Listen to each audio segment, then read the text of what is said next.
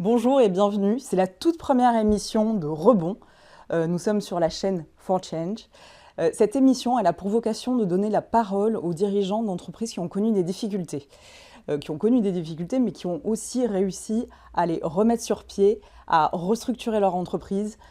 Les difficultés, elles peuvent être conjoncturelles, surtout en ce moment avec les crises multiples qui s'accélère, on a l'immobilier, puis on a eu le Covid. Enfin, il y a eu énormément de choses qui ont challengé toutes les directions des entreprises françaises.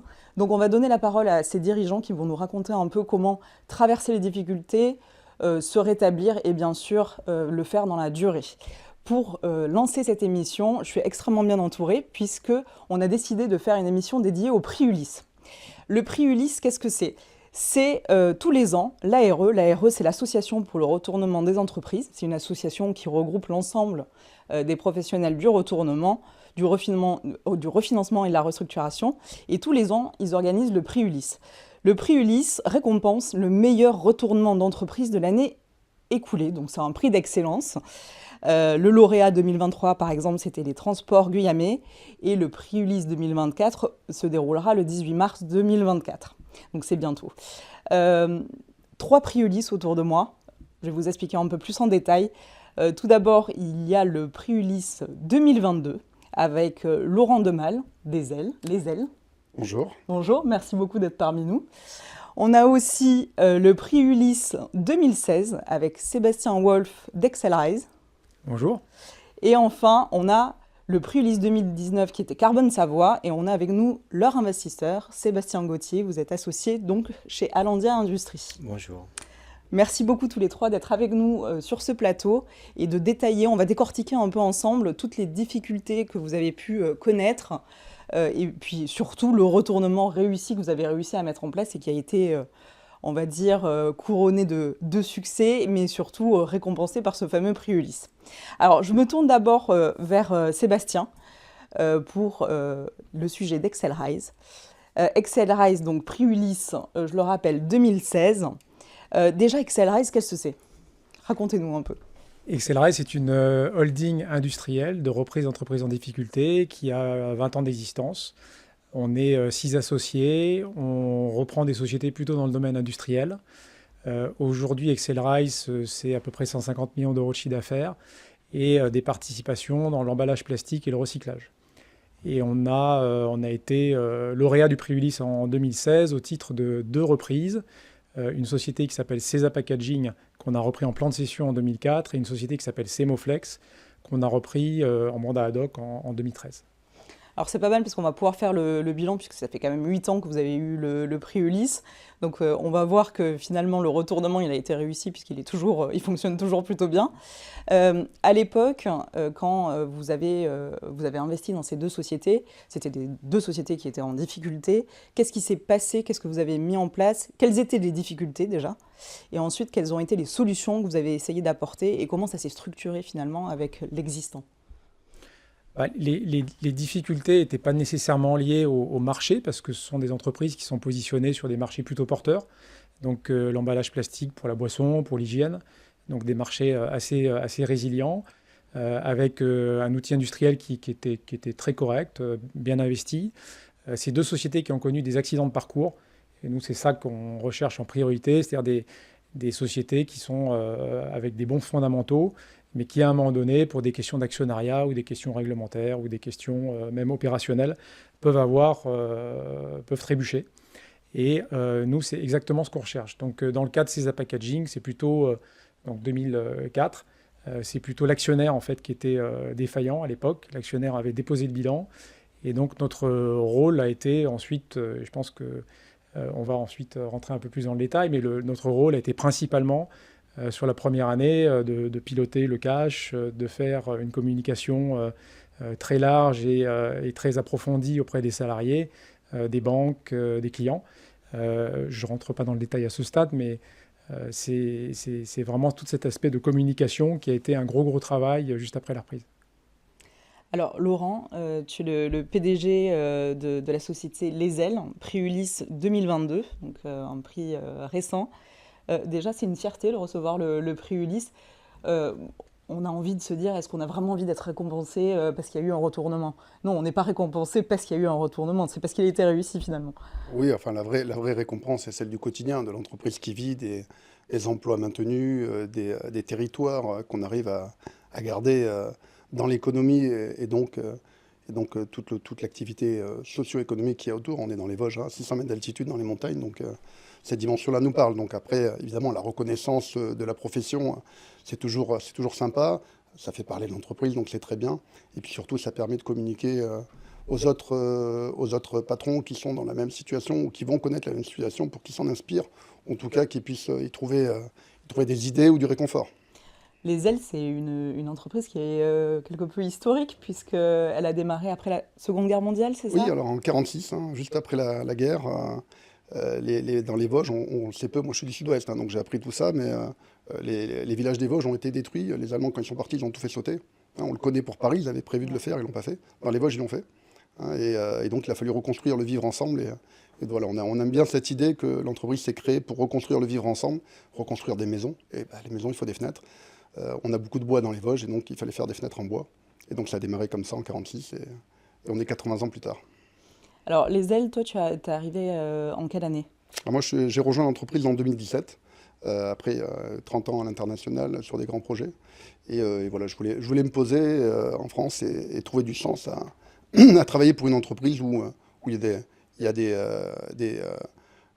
choses à faire au niveau social et puis évidemment économique. Il faut quand même s'amuser, mais voilà, où il y avait du sens, quoi, trouver du sens. Donc quand je suis arrivé, évidemment, on était dans un fonds, 50 ans d'histoire familiale, 15 ans de la Paire Saint-Gobain, grand groupe, et quasiment 15 ans de fonds d'investissement, donc on a connu tous les actionnariats.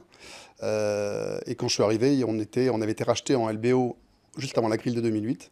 Et donc, du coup, 7 ans après, les trois raisons qui sont la raison financière, la raison conjoncturelle et la raison structurelle de l'entreprise nous ont amenés proche du gouffre. Donc on était avec pas de trésorerie, très faible rentabilité, mais positive. Donc on peut mourir en étant rentable. Ah. Et avec une dette LBO qui nous asphyxiait. Alors, on va revenir après sur toutes les solutions que vous avez mis en place pour Ouais. justement passer ce cap. Sébastien, donc, tu es associé au sein d'Alaandia Industrie, un investisseur qui est spécialisé dans l'investissement dans les sociétés en difficulté. On va parler de Carbone Savoie, mais pas que. Si tu as aussi d'autres exemples de sociétés qui ont connu évidemment des difficultés et qui se sont redressées, notamment par ton intervention. Carbone Savoie, c'est le prix Ulysse donc en 2019, c'est bien ça? Effectivement. Est-ce que tu peux nous raconter un peu le moment où finalement vous avez décidé d'investir et dans quelle situation la société était à ce moment-là? Carbone Savoie, c'est une société qui produit du graphite synthétique au milieu de la vallée de la Tarentaise, donc dans les Alpes. C'est une société qui appartenait au groupe Rio Tinto et qui avait connu de très très fortes difficultés financières au point que Rio Tinto avait envisagé un moment de la fermer. Et les salariés s'étaient mobilisés pour expliquer qu'il fallait rechercher un investisseur et une nouvelle équipe de direction. Et nous, on s'est présenté avec un projet industriel qui était particulièrement innovant, qui consistait à constater qu'en fait l'entreprise, elle produisait pour un coût qui était plus cher que le prix auquel elle arrivait à vendre à ses clients. Et que donc, il allait falloir ensemble, avec les salariés, avec les pouvoirs publics, avec l'ensemble de l'écosystème et les fournisseurs, réussir à transformer le modèle économique de cette entreprise pour qu'elle redevienne rentable et qu'elle soit capable de se projeter dans l'avenir. C'est une société qu'on a repris en 2016, que j'ai dirigée en tant que PDG entre 2016 et 2020, et que l'on a adossé au leader mondial du graphite synthétique, la société Tokai Carbone, qui est une société japonaise, en juillet 2020. Alors justement, je me tourne vers les deux investisseurs, ça tombe bien. Ils ont le même prénom, ils s'appellent tous les deux Sébastien, ils sont tous les deux à côté, c'est très pratique. Comment on décide d'investir dans une société en difficulté? Comment on peut se dire, voilà, je n'investis pas dans le vent, c'est une société qui a le potentiel de rebondir. Comment on arrive à identifier justement ce potentiel-là? Vas-y. Le critère numéro un de notre côté, c'est le marché. C'est-à-dire qu'on est persuadé qu'il y a certains marchés où les vents contraires sont tellement importants que même si vous mettez beaucoup de moyens financiers et managériaux, c'est très difficile de retourner une entreprise. Donc le critère numéro 1 pour moi, c'est le marché. Ensuite, un second critère, c'est notre capacité, d'une certaine manière, à apporter des ressources managériales et des ressources financières qui peuvent faire la différence. Et c'est une des caractéristiques de toutes les opérations qu'on a réalisées, c'est qu'il faut être en mesure de couvrir tous les sujets. Donc même si dans le diagnostic, on a l'impression que le commercial ne va pas, et que c'est le point principal, mais il faut aussi quelqu'un dans l'équipe qui regarde la production, la qualité, les finances, les RH, etc. Et donc d'être en mesure d'inverser la tendance sur l'ensemble des services de l'entreprise, d'une certaine manière courir un peu plus vite que les ennuis, parce qu'il y a beaucoup d'ennuis qui s'accélèrent en fait dans une phase de retournement. Et derrière, le deuxième critère important pour nous, c'est que passer cette phase de crise, il y a une deuxième étape qui démarre, qui est très importante, c'est qu'il faut repositionner l'entreprise. L'objectif, ce n'est pas nécessairement passer la phase de retournement, de dire bon, bah, ça y est, on a fait notre travail d'investisseur, on passe à autre chose. C'est très long, un retournement. Il y a la phase de retournement, de repositionnement. Et après, potentiellement, on est en mesure de créer de la valeur et de revendre nos participations. C'est un temps long et un temps court. Le temps court, c'est quoi les urgences à prioriser, on va dire, ces fameux 100 premiers jours? Le cash, c'est le point principal. Donc, il faut s'assurer qu'on a suffisamment de cash pour pouvoir continuer à jouer, entre guillemets. Et puis, le deuxième aspect, c'est de réussir à emmener tout le monde avec un projet simple, clair, et le rabâcher en permanence. Donc, être beaucoup sur le terrain, de manière à réaligner finalement toutes les énergies de l'entreprise dans la bonne direction. Moi, je suis parfaitement en phase avec ce que dit Sébastien. Je compléterai en rajoutant que identifier les causes des difficultés passées, c'est extrêmement important. Nous, on s'assure toujours de deux choses. Un, qu'elles ne sont pas trop nombreuses. C'est-à-dire qu'il faut que quelque part, le retournement s'appuie sur 2-3 piliers maximum et pas une combinaison de facteurs qui rendent finalement la probabilité de succès est faible. Et la deuxième chose, c'est de s'assurer qu'on a nous-mêmes les compétences pour apporter ce qui manque à l'entreprise. Et il arrive que quelquefois, on soit convaincu du potentiel de marché, on peut être convaincu d'avoir bien compris les causes qui ont amené l'entreprise à être dans cette situation, mais à considérer qu'on n'est pas assez complémentaires, qu'on n'est pas les bons pour réussir à faire ce retournement. Et dans ce cas-là, on aura tendance à passer notre tour. Le moment où vous commencez à étudier un dossier, le moment où vous investissez vraiment dedans, c'est combien de temps à peu près? Pour nous, on reçoit 220 dossiers par an. On remet une quinzaine d'offres indicatives, environ 4-5 offres fermes. Et sur ces 4-5 offres fermes, on fera peut-être un deal. Et le deal, il prend combien de temps à peu près? C'est 6 à 9 mois, je dirais. Même timing Oui, de c'est ton ça. côté, oui. Ouais. Oui, donc c'est quand même un temps qui est long pour une entreprise qui connaît des difficultés, qui va peut-être s'enfoncer progressivement, justement, puisqu'elle n'arrive pas à identifier ces problèmes, justement, dont tu parlais. Surtout qu'elle n'a pas les ressources pour les adresser souvent. Et quand on arrive, justement, en tant qu'investisseur dans une société qui a des difficultés, est-ce que finalement, comment vous arrivez à le faire bien passer au sein des équipes, sans donner l'impression de dire, bon ben voilà, vous avez tout raté, nous on sait, on va tout bien faire. Est-ce qu'il y a aussi une partie de gestion de l'humain et des talents, puisqu'il va aussi falloir savoir conserver les bons talents. Comment vous arrivez à faire preuve finalement de diplomatie et de pas non plus être prescripteur de tout va bien par rapport à tout aller mal avant? C'est pas nécessairement un échec collectif de toutes les équipes individuellement. C'est-à-dire qu'il a pu y avoir des problèmes de marché temporaires, donc l'accident de parcours que nous on regarde en particulier. Il peut y avoir aussi des orientations stratégiques qui n'étaient pas les bonnes, mais bon, tout le monde fait aussi ce type d'erreur, ou des problèmes d'actionnariat, des problèmes de financement, des mauvaises allocations de ressources. Donc derrière, l'idée, c'est vraiment le changement d'actionnaire permet aussi de tourner la page et puis de démarrer un projet complètement nouveau. Donc nous, on a tout le temps constaté que les énergies se remobilisaient extrêmement vite. Et c'est même assez grisant, en fait, les phases post-reprise. Il y a vraiment une énergie, quand c'est bien aligné, c'est très agréable parce qu'en fait, on a beaucoup de succès qui arrivent au quotidien. Donc, on fait des gains un peu partout. Et puis, de se mettre dans cette dynamique, c'est agréable. Et puis, beaucoup de communication interne, j'imagine. Oui, on insiste beaucoup sur les efforts nécessaires pour ce qu'on appelle réenclencher la roue. Souvent, la roue est un peu bloquée. pour des raisons qui sont des fois bonnes ou mauvaises, mais il peut y avoir beaucoup de défiance entre la direction précédente et les salariés. Il peut y avoir un manque de moyens financiers qui a tout simplement bloqué tous les projets d'investissement qui pouvaient donner un peu de perspective sur l'avenir, et tout le monde est très inquiet sur la situation immédiate. Donc ce qu'on essaye, c'est de redonner déjà une certaine lucidité sur la situation, être sûr que tout le monde soit bien d'accord avec nous sur le diagnostic, redonner de la perspective, et puis, comme l'a très bien dit Sébastien, générer des succès. C'est les succès qui vont permettre de redévelopper cette énergie et de faire réenclencher cette roue. Et la roue, une fois lancée, même si on se heurte à quelques petits obstacles, elle passera l'obstacle. Et c'est cette démarche-là de progrès et d'envie collective qui est extrêmement important pour réussir à redresser une entreprise en difficulté. Alors Laurent, cette roue, comment elle s'est remise en place? Parce que tu nous disais tout à l'heure qu'il y avait eu un blocage, crise successive, et puis vous n'arriviez plus à trouver le bon équilibre. Qu'est-ce que vous avez mis en place et comment ça s'est passé? Alors, nous, c'est pas un blocage, hein. On n'est pas passé par une phase où on a fait le constat qu'on était planté et qu'il fallait redémarrer. Ce constat, malheureusement ou heureusement, je ne sais pas comment il faut le dire, n'avait pas été fait. En tout cas, il aurait pu être fait plus tôt. Non, on était dans une trajectoire, donc une inertie, hein, une inertie d'entreprise au niveau commercial, au niveau managérial et puis conjoncturel, et un chapeau financier au-dessus, ou une épée de Damoclès financière qui était là. Donc on était dans un retournement de marché depuis 2008. On avait basculé, on fait des fenêtres, hein, on avait basculé de la réno vers le neuf sans s'en rendre compte.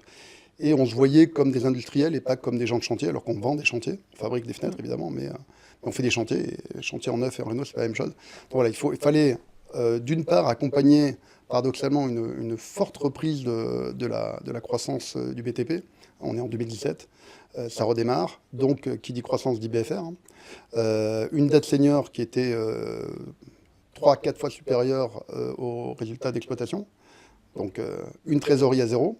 Et un carnet de commandes de plus d'un an. Donc en fait, vous avez une inertie, hein, le carnet de commandes, il est déjà là, il a déjà été pris, donc celui-là, vous ne pouvez pas revenir dessus. La dette senior, vous pouvez, et c'est ce qu'on a fait, on a mis en conciliation nos prêteurs. Et puis après, il faut retourner l'entreprise, c'est-à-dire la mettre dans une nouvelle trajectoire. Et donc là, c'était apporter un savoir-faire chantier qui prend 2-3 ans, puisqu'on a une inertie très longue, vu qu'on a un an de carnet de commandes plus un an de carnet de vie, en gros. Donc il faut 2-3 ans pour arriver à assainir tout ça, avec des nouvelles façons de chiffrer, de manager, de staffer, de communiquer, etc. Donc c'était plus une inertie à un crash qui était devant le pare-brise, et il fallait arriver à redresser le piquet pour retrouver des altitudes plus saines. Aujourd'hui, l'actionnariat, il est composé comment? Alors aujourd'hui, on a fait le deal, hein, on a mis en conciliation en 2018, qui est un procédé vraiment sympa quand tu le prends à l'heure, toujours pareil. Ouais. On avait une équipe qui est vraiment bien, hein, donc Patrice Lemarchand et Carole Martinez, administrateurs. On avait KPMG pour l'IMR, voilà, on avait préparé vraiment notre affaire pour que quand on arrive devant les actionnaires, les prêteurs, on arrive avec des solutions. Une démonstration de redressement et des solutions. Et en quatre réunions, on a bouclé la conciliation. 2019, du coup, on a pu remettre en vente. C'était le deal que j'avais avec le fonds, MBO. Et le deal que j'avais avec eux, c'était que je pourrais faire une offre de reprise. Donc, on a consulté le marché. J'ai construit une offre de reprise avec les salariés. Et en 2020, décalé d'un an, puisque on nous a arrêté le lendemain de l'annonce aux salariés qu'on allait reprendre l'entreprise. On nous a bêtement arrêté l'économie. Ouais. Donc on a décalé d'un an. Et donc en 2021, on a repris toute l'entreprise avec les 500 salariés, hein, sont tous actionnaires. Et BPI, BNP en actionnaires minoritaires, et Caisse d'épargne, ILP et BPCE via Eurocapital, qui est pareil, sont très minoritaires en censeur. Donc c'est nous les actionnaires majoritaires, c'est les salariés. Donc évidemment, c'est moi qui dois porter la vision de l'actionnaire majoritaire. Et on a appris de nos difficultés, hein, pour avoir une dette très faible, pour ne pas payer de dividendes. Donc en gros, pour que tout le cash de l'entreprise soit pour son développement. Et donc, a fortiori, le développement de l'actionnaire, hein, des parts de l'actionnaire, de la valeur pour l'actionnaire, de la valeur financière, pour que dans la durée, puisque c'est dans notre métier, c'est la condition sine qua non, pour que dans la durée, on puisse se développer. Donc voilà ce qu'on a mis en place en 2021. Vous avez mis en place un FCPE de reprise, c'est ça? Voilà, donc C'est le premier, non? ouais, le premier de la loi PAC de 2019. Alors la pauvre loi, elle s'est votée, puis derrière, on a fermé les écoutilles avec le Covid. Ouais. Donc évidemment, il y a deux dispositifs qui ont été assez peu visibles. Celui-là, donc on a été les premiers en France à le faire. Donc on a eu un prix également là-dessus. C'est sympa. Parce que ça permet d'embarquer tout le monde avec des conditions de frottement fiscal qui sont vraiment intéressantes. Et puis ça embarque bien les salariés. La preuve, on a quand même nous, beaucoup d'ouvriers dans les Vosges. La chose économique, c'est pas forcément leur cheval de bataille tous les matins. Et ils ont adhéré au projet, ils ont tous, quasiment tous souscrit, hein, en mettant de l'argent perso.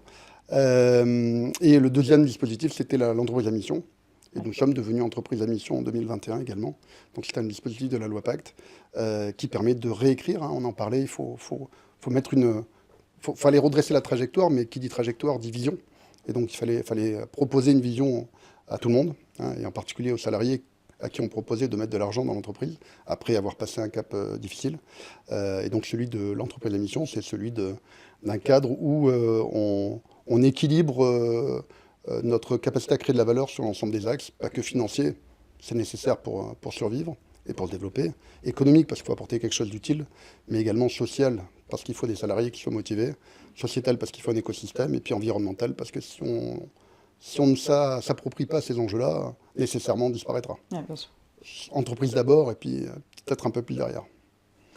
Ce système d'actionnariat salarié, vous le voyez, vous, sur les entreprises que vous avez investies ou c'est Nous, pas on l'a mis en compatible? place. Oui. On l'a mis en place sur Carbone Savoie, pareil, dans le cadre d'un FCPER de reprise. Je pense que c'est très important, effectivement, d'associer les salariés au partage des fruits et des efforts. C'est-à-dire qu'en fait, quelque part, nous, on l'a mis en place parce qu'on demandait beaucoup d'efforts aux salariés et à tout l'écosystème pour réussir à redresser cette entreprise, et qu'il était naturel que tout le monde se sente valorisé et puisse bénéficier d'un succès s'il venait à y en avoir un. Et donc on l'a mis en place en 2017, et lorsque l'on a revendu l'entreprise en 2020, tous les salariés ont pu valoriser la valeur de leurs actions et voir qu'en fait, effectivement, c'était pas un camp contre un autre, c'était pas les actionnaires ou la direction contre les salariés ou les actionnaires contre les salariés, c'était finalement tout le monde était dans le même bateau et avait réussi à créer ensemble une entreprise qui était pérenne, qui intéressait le leader mondial, qui était sur de nouveaux marchés et pour lesquels les salariés étaient valorisés. Je vais vous demander un petit exercice qui n'est pas forcément simple. En 3 mots, un retournement réussi, mais vraiment en 3 mots. Je vous laisse réfléchir à ça. Le but, c'est de synthétiser et de se dire, bon, ben voilà, pour un retournement, c'est le temps court, comme on disait tout à l'heure, mais il y a aussi la durée, puisque il faut évidemment que ça fonctionne sur les années qui suivent, et il faut aussi que ça survive aux crises suivantes, puisque malheureusement, on est dans une période où les entreprises, tous les ans, il y a une nouvelle crise. Donc il faut aussi que ce soit suffisamment solide dans l'avenir. Vous avez eu le temps de réfléchir aux 3 mots. Qui commence, Laurent? Ouais, en tout cas, dans notre paradigme qui était le nôtre, hein, c'était, je pense, de la vision. Ouais. Hein, vision à la fois des raisons, hein, des causes, et de l'après, et du chemin par lequel on va passer entre les deux. Équipe, vraiment. Tu as besoin de professionnels avec qui tu dois passer le cap, des gens qui ont une expertise que tu n'as pas, un support des fois aussi psychologique. Tu as besoin des équipes, tu as besoin de tes banquiers, tu as besoin de tout le monde, quoi, tes clients, tes fournisseurs, tes assureurs crédit. Enfin, voilà, donc un travail d'équipe, donc de communication inévitablement. Et puis du travail, beaucoup de travail. Et pas tout seul, hein, le risque c'est de s'isoler. Hein, c'est un travail collectif, encore une fois. Si on y va enfin, le levier de travailler à 500, bah, c'est 500 personnes, c'est énorme. Donc voilà, ces 3 mots-là, je pense, vision, équipe et travail, je pense que ça marche bien. Sébastien? Moi, je dirais confiance, tout d'abord, parce que on arrive à redresser l'entreprise que si tout l'écosystème accepte de vous faire confiance, et le corps social en est le principal élément. Repositionnement, parce que, comme l'a dit Sébastien tout à l'heure, un retournement, c'est pas que remettre les chiffres du négatif en positif, c'est surtout aller sur des terrains de jeu qui sont plus favorables, les terrains de jeu qui sont les entreprises de demain. Carbone Savoie, c'est une entreprise qui était plus que centenaire, qui en 100 ans avait vécu 4 ou 5 métiers. Notre rôle à nous, ça a été de la positionner sur ce qui sera ces métiers des 20 prochaines années. Et puis, le dernier, c'est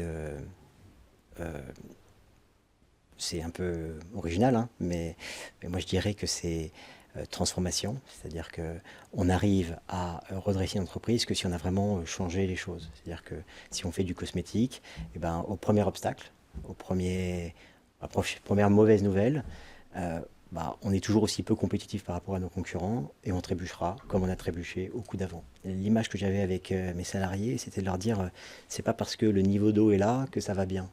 Notre but, c'est qu'on ait suffisamment d'air pour que même lorsque les choses ne se passent pas comme on l'avait prévu que ça se passe, eh ben, on continue à maintenir une société qui est profitable et qui est pérenne. Et donc, sans transformation, c'est absolument impossible. Sébastien, tes 3 mots? C'est difficile. C'est pas facile. 3 mots, Ouais. 3 mots en plus. Surtout en passant le dernier. Donc. Il y a 6 mots qui ont disparu. Bon, vision déjà utilisée, mais bon, clairement, c'est le premier mot qui me venait à l'esprit. La confiance également. Je rajouterais peut-être la fierté qui va avec la confiance. C'est-à-dire que la fierté des premiers succès et de regagner confiance pour repartir dans une dynamique positive. Et alors peut-être un autre mot en complément, c'est la vitesse. C'est la vitesse d'exécution est quelque chose qu'on apprend dans les phases de crise et qui est très utile pour la suite. Donc d'aller extrêmement rapidement sur la plupart des sujets. Le corollaire de la vitesse, c'est aussi le bon sens, c'est d'être en mesure de prendre des décisions de bon sens au plus près du terrain pour pouvoir aller vite. Alors c'est toujours plus facile avec le recul de se dire bon mais ça a marché, ça n'a pas marché.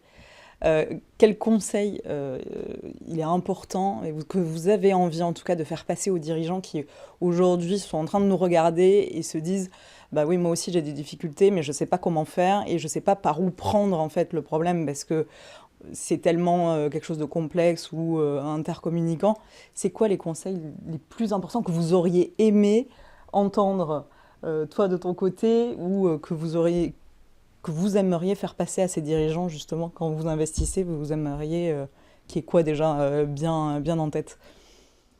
C'est d'être entouré, déjà, de s'entourer. Parce que la première chose, c'est de rompre l'isolement, justement, des dirigeants.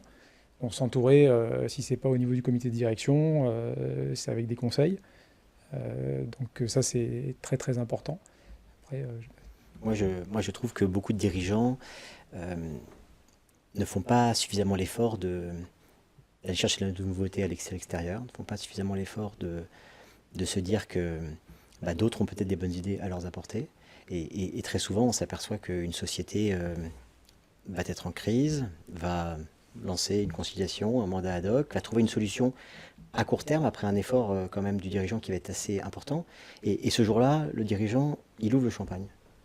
Parce qu'il vient de passer par 6 mois, 1 an, 2 ans d'épreuves, mais il n'a rien réglé. Il n'a que gagné un petit peu de temps. Et que le vrai travail commence après. Et c'est extrêmement difficile lorsqu'on est un dirigeant depuis plusieurs années dans la même entreprise, avec les mêmes environnements, de réussir à mettre tout en question. Donc si le marché se retourne, tant mieux, on aura réussi. Mais si le marché garde la même dynamique, il est très peu probable que la conciliation finalement corrige les difficultés. Donc moi, ce que j'encourage les dirigeants à faire, c'est à aller voir des investisseurs extérieurs, à s'ouvrir à eux. Il aura toujours le choix d'investir ou pas investir à leur côté, mais au moins, il aura un œil extérieur de quelqu'un qui n'est pas que conseil, quelqu'un qui se dit, dans ces conditions-là, je suis prêt à investir de l'argent. Et c'est ça qui souvent, je pense, manque aux dirigeants qui se battent pour le court terme, mais qui n'ont plus à la fin d'énergie, plus assez d'énergie pour mener la transformation qui est nécessaire derrière. Ouais, je suis d'accord avec Sébastien. Je pense que chaque cas est différent, bien sûr. Il faut que le patron d'entreprise il comprenne qu'il n'a pas l'obligation de trouver la solution tout seul. Il y a des experts, il y a des conseils. Alors il faut savoir faire le tri, hein, parce que les conseillers ne sont pas les payeurs, mais il y a des personnes qui sont vraiment capables, à titre des associations également, hein, donc à chacun d'aller faire son marché dans ce dont il a besoin, mais surtout de ne pas rester tout seul. On est dans une situation par définition qui est nouvelle. Normalement, quand on est patron d'entreprise, on n'est pas passé par 50 moments difficiles qui remettent en cause la vie de l'entreprise. et des solutions. Il y a beaucoup de solutions qui vont effectivement dépendre de la situation de l'entreprise, mais également de la situation de marché, etc. Donc ça peut être de la recapitalisation, ça peut être de la négociation financière, ça peut être un mariage avec un concurrent, ça peut être, enfin, il y a 1000 solutions possibles.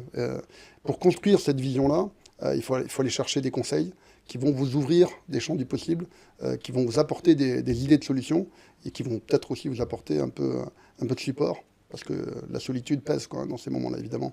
Et le poids de prendre la bonne décision, parce qu'effectivement, la vitesse est là, et on ne peut pas tester 3 solutions, quoi, hein. Il faut en prendre une.